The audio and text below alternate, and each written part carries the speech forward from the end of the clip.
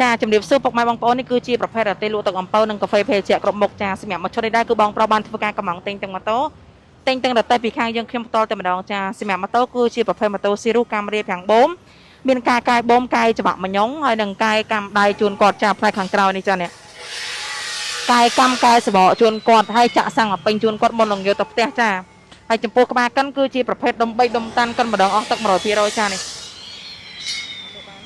កិនតែម្ដងទៅគឺអស់ទឹក100%ខាងក្រោមនេះគឺម៉ាស៊ីនសាំងម៉ាស៊ីនថ្មីកោះកេះហ្វ្រីចាក់សាំងចាក់ប្រេងបានមុននឹងយកទៅផ្ទះចាហើយទូកញ្ចក់គាត់កម្ពស់